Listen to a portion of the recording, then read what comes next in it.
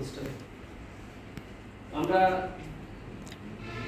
কোর্সের শুরুতে স্যার বলল যে আমাকে ছোট একটা সেশন পরিচালনা করার জন্য।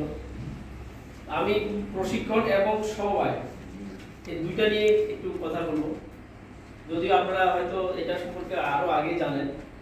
তারপর স্টাডিটা আমি শুরু করতেছি।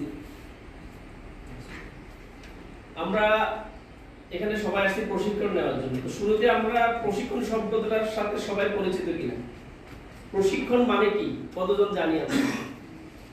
একজন বলি যে প্রশিক্ষণ হচ্ছে এটা, ছোট করে এক লাইন বা এক শব্দে একটা টাস্ক দেন। প্রশিক্ষণ মানে কোনো একটা বিষয়ে বাস্তবসম্মত ধারণাকে ধারণা লাভ করে বাস্তবে মানে পরিণত করা বা কাজে লাগানো।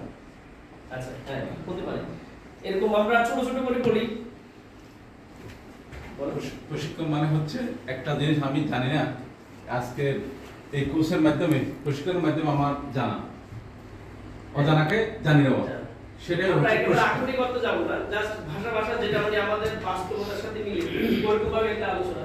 এটা হচ্ছে প্রশিক্ষণ মানে হচ্ছে আপনার, যদি প্রশিক্ষণ শব্দটাকে আমরা দুইটা ভাগে বিভক্ত করি, সেটা হচ্ছে প্র এবং শিক্ষণ। বাংলা ব্যাকরণ যারা আমরা পড়ছি আগে তারা হয়তো এরকম এই সন্ধি এরকম সাথে আমরা পরিচিত। তো প্র শব্দের অর্থ কি?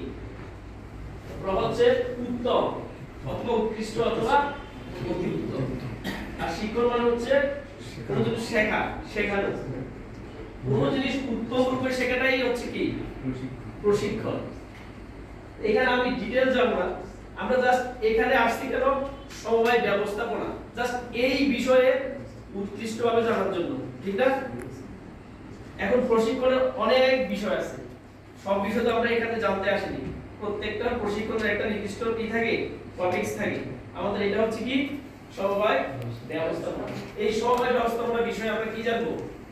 বিশেষভাবে জানবো, উৎকৃষ্টভাবে জানবো, টোটালি জানবো, পুরোপুরি জানবো। সেটা হচ্ছে এই প্রশিক্ষণের উদ্দেশ্য। তারপর যদি বলি প্রশিক্ষণের প্রকারভেদ ও ধরন। প্রশিক্ষণ কত রকমের হতে পারে? বিভিন্ন রকমের প্রশিক্ষণ আছে না? আমরা অনেকেই প্রশিক্ষণ নিয়ে থাকি। একদিনের প্রশিক্ষণ হয়, দুদিনেরও হয়, 3 দিনেরও হয়, এক সপ্তাহ হয়। যেমন আপনাদের এটা কত দিনের? 5 দিনের। 5 দিনের আছে, আমাদের 12 দিনেরও আছে, 10 দিনেরও আছে, 1 মাস, 2 মাস, 3 মাস আছে না?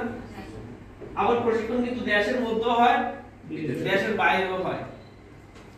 সুতরাং প্রশিক্ষণের ভ্যারাইটি শেষ নেই, আপনি বিভিন্নভাবে প্রশিক্ষণকে ক্লাসিফিকেশন করতে পারেন।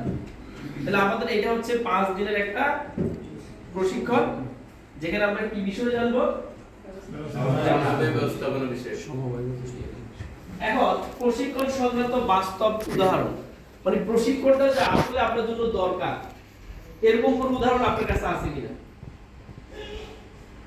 মানে কোন গল্প আকারে বা একটা উদাহরণ আকারে কেউ কি বলবেন কিছু এরকম, যে আসলে প্রশিক্ষণটা আমাদের এই কারণে দরকার, কারণ প্রশিক্ষণটা করে এরকম এরকম করা যায়, বা প্রশিক্ষণের ফলে এরকম হয়। অডিয়েন্স থেকে একটু টাস্ক করলে ভালো হয়, তাহলে অডিয়েন্সের কিছু বলবেন যেটা প্রশিক্ষণ দরকার। একটা জিনিস মনে করেন, একটা সংগঠন হচ্ছে নতুন সংগঠন, অনেকে সংগঠন করে, মানে সংগঠন এই যে আপনি প্রথমত বলছেন মিনিমাম 20 জন দরকার। ওই সংগঠনটা তৈরি করার জন্য সবাই অভিজ্ঞতা না, কিন্তু সংগঠন করে সবাই।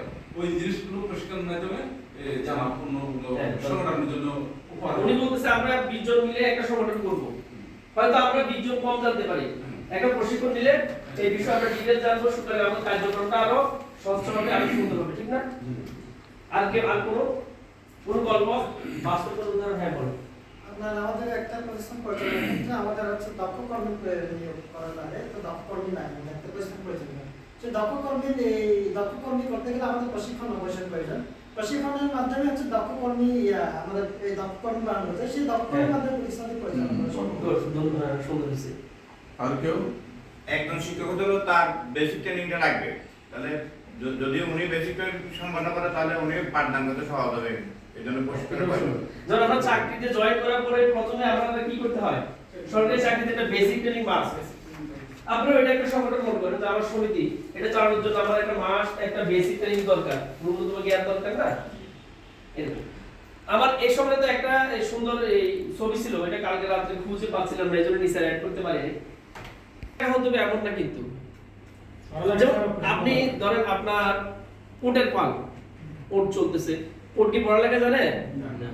কিন্তু জন্মের পর থেকে তাদেরকে একটা ট্রেনিং দেওয়া হয় কি সিরিয়ালি একের পিছনে একে হাঁটবে। দেখবেন যে মরুভূমিতে যখন উট হাঁটে এলোমেলো হাঁটে নাকি একের পিছনে একজন, একবার সিরিয়ালি যায় না, সিরিয়ালি যায়। এটা কি পড়ালেখা করে শিখছে নাকি প্রশিক্ষণের মাধ্যমে? ওই প্রশিক্ষণ কি এটা পড়ালেখা লাগছে না এমনিতেই শেখাইতে শেখাইতে হয়ে গেছে জন্মগত হবে? কিন্তু আমরা তো পড়ালেখা করি, এক একজন মাস্টার ডিগ্রি অর্জন করি, কিন্তু আমাদের চলাফেরাটা এলোমেলো কিনা? এলোমেলো না, সব ক্ষেত্রে এলোমেলো। আপনি যদি বলেন এই কাজটা একটু এখানে কি করে আসেন, দেখবেন যে আপনারা সবাই কার আগে গিয়ে যাবেন, হুমড়ে খেয়ে পড়বেন। এটা কেউ করবেন যে না আমরা সবাই সিরিয়ালি দাঁড়াই, এটা কেউ করবেন না বলে দেওয়ার আগ পর্যন্ত, ঠিক না? সেজন্য পড়ালেখার চেয়ে ট্রেনিংটা বেশি জরুরি। ওখানে ছবিটা এরকম ছিল যে একটা রাস্তা, অনেকগুলো গাড়ি এলোমেলো করে রাখা, জ্যাম হয়ে গেছে। এখন জ্যাম সৃষ্টি করে কারা?